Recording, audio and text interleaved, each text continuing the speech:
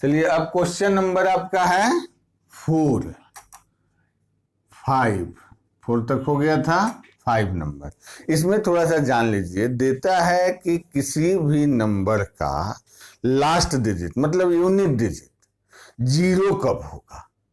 तो हम जानते हैं कोई भी नंबर आप लीजिए अगर लास्ट में 0 है तो उसमें निश्चित रूप से 2 और 5 से डिविजेबल होगा वो। यानी किसी भी नंबर का अगर लास्ट डिजिट 0 है इसका मतलब वह नंबर 2 और 5 से डिविजेबल है। मीन्स उसके प्राइम फैक्टर में 2 और 5 दोनों नंबर निश्चित रूप से होगा। उसके अलावा जो हो लेकिन 2 और 5 दोनों होना अनिवार्य है, तभी उसका लास्ट डिजिट 0 होगा। कभी कभी देखिएगा क्वेश्चन में देता है कि लास्ट डिजिट 5 होगा, यह प्रूफ कीजिए। तो किसी भी नंबर का लास्ट डिजिट 5 कब होगा? तो जब भी उसके प्राइम फैक्टर में प्राइम नंबर 5 शामिल होगा और 2 शामिल नहीं होगा। अगर दोनों आ गया तो 0 हो जाएगा। अगर 5 है और 2 नहीं है तो उसके लास्ट डिजिट में 5 होगा। जैसे मान लीजिए आप देखते हैं 5 है, 10 है, 15 है, 20 है, 25 है। तो इसमें क्या मिला? इसमें 5 है, इसका भी 3 और 5 फैक्टर इसका 5 है और 2 मिल गया 5 के साथ 0 हो गया। तो जब भी किसी डिजिट का किसी नंबर का लास्ट डिजिट 0 आए मतलब उसके प्राइम फैक्टर में 2 और 5 होना जरूरी है। हमारा 5 नंबर क्वेश्चन क्या कहता है कि प्रूव कीजिए कि 6 power n can never and with 0। मतलब उसका लास्ट डिजिट 0 नहीं होगा। जान रहे हैं 6 पावर n है तो 2 और 3 है इसका प्राइम फैक्टर में, और 2 और 3 के अलावा 5 है नहीं, और जब तक 5 होगा नहीं तब तक 0 होगा नहीं। इसलिए 2 और 3 है इसका प्राइम फैक्टर, 5 नहीं है, इसलिए इसका लास्ट डिजिट 0 नहीं होगा। लेकिन कुछ इसका लिखना पड़ेगा स्टेटमेंट में। तो यहां लिखते हैं कि if 6 power n ends with 0, अगर 0 से इंड करता है then 6 power n must have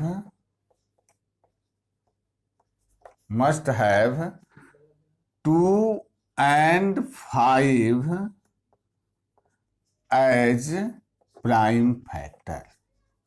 prime factor के रूप में चाहिए इसको, बट 6 पावर n को अगर हम फैक्टराइज करें तो यह 2 इंटू 3 पावर n यानी 2 power n into 3 power n। 2 बार माने n टाइम्स 2 आएगा और n टाइम्स 3 आएगा। और बाई फंडामेंटल थ्योरम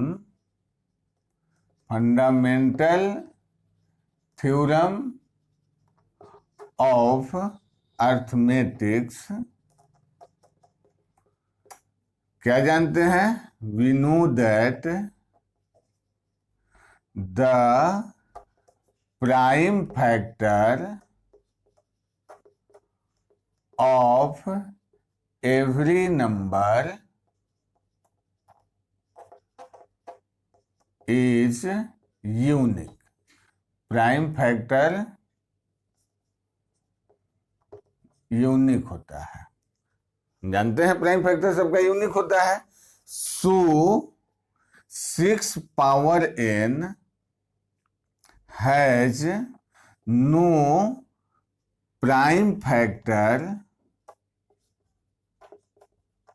एज 5 इसका प्राइम फैक्टर नहीं होगा। So 6 power n can never ends with 0 पर समाप्त नहीं होगा। एग्जाम्पल में एक 4 पावर n दिया हुआ है, वह भी इसी तरह से है। उसमें 2 इंटू 2 आएगा, 5 आएगा नहीं तो 0 पर समाप्त नहीं होगा। चलिए अब है आपका 6 नंबर क्वेश्चन। 6 नंबर क्वेश्चन क्या कहता है? हमको प्राइम और कंपोजिट बताना है कि यह प्राइम नंबर है कि कंपोजिट नंबर है। तो कोई भी नंबर प्राइम कब कहलाएगा? जब उसको हम माने किसी प्राइम फैक्टर के रूप में नहीं लिख सकते हैं, प्राइम नंबर के प्रोडक्ट के रूप में नहीं लिख सकते हैं, उसका कोई फैक्टर नहीं बने। और कंपोजिट कब कहलाएगा? जब उसको हम प्राइम फैक्टर के रूप में, मतलब प्राइम नंबर के प्रोडक्ट के रूप में उसको व्यक्त कर सकते हैं। तो उस तरह से हम लोग 6 नंबर क्वेश्चन को अगर देखते हैं, 6 नंबर क्वेश्चन में दिया हुआ है 7 इंटू 11 इंटू 13 प्लस 13। एक और दिया हुआ है, एक तो देखिए पहले कि 7 इंटू 11 इंटू 13 प्लस 13, यह कंपोजिट नंबर है कि प्राइम नंबर है। तो मान लेते हैं कि a बराबर इतना हो गया। अब इसको दोनों तरफ 13 है, तो हम 13 अगर कॉमन ले लें तो कितना बचेगा? 77 प्लस 1, यानी 13 इंटू 8, 78। इसको हम 13 78 को 13 इंटू 3 इंटू 2 लिख सकते हैं। तो यह प्राइम नंबर के प्रोडक्ट में आया। तो जब इस नंबर को, चूंकि नंबर जो है A is can be written in the product of primes।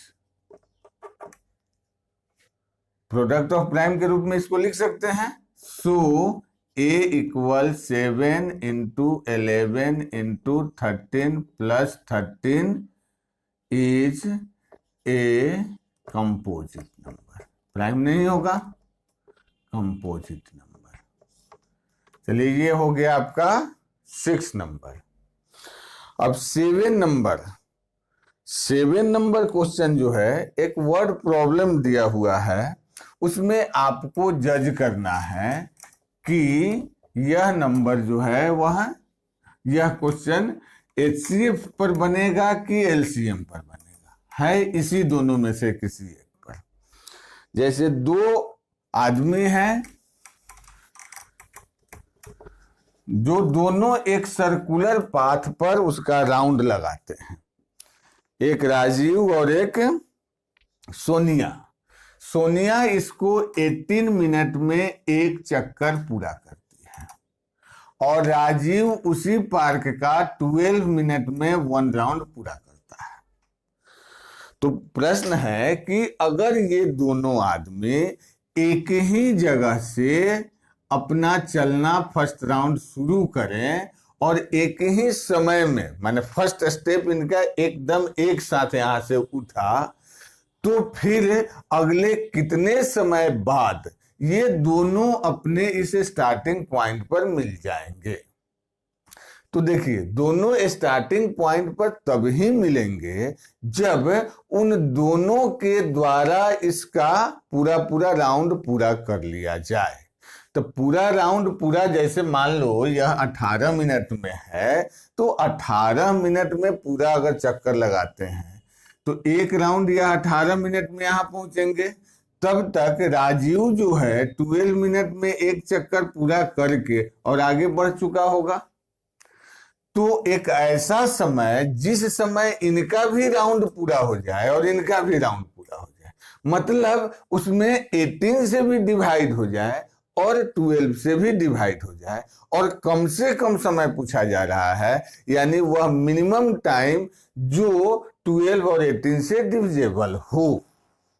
तो उसके लिए क्या करते हैं? LCM निकालते हैं। तो फर्स्ट में हम लोग क्या करेंगे, चूंकि LCM चाहिएगा तो आप निकाल भी लीजिए 18 और 12 का LCM। 2 से देंगे तो आ गया यहाँ 9 और 6, फिर 3 से दिए तो 3 और 2, तो LCM कितना आ गया? 2 into 3 into 3 into 2 equal to 36। तो so they meet at first point after 36 minute. 36 minute बाद वे अपने स्टार्टिंग पॉइंट पर, अब 36 मिनट में देखिए 18 वाले क्या करेंगे, 2 चक्कर पूरा कर लिए होंगे, और 12 मिनट में जो चक्कर लगाता है वो अपना क्या किया होगा, 3 चक्कर पूरा कर लेगा, और तब दोनों आदमी फिर वहां से अपना राउंड पूरा शुरू करेंगे। तो चलिए इस तरह से आप सोच के बनाएंगे कि कब हम एलसीएम निकालें, कब हम एचसीएफ निकालें। तो इस तरह से आपका यह एक्सरसाइज पूरा होता है, और इस आधार पर कुछ एग्जाम्पल्स भी होंगे, कुछ एक आध क्वेश्चन हम छोड़े हैं ऊपर 1 नंबर 2 नंबर में, उसको आसानी से आप सोल्व कर लेंगे और आगे करेंगे। इसी तरह से आप बने रहिए।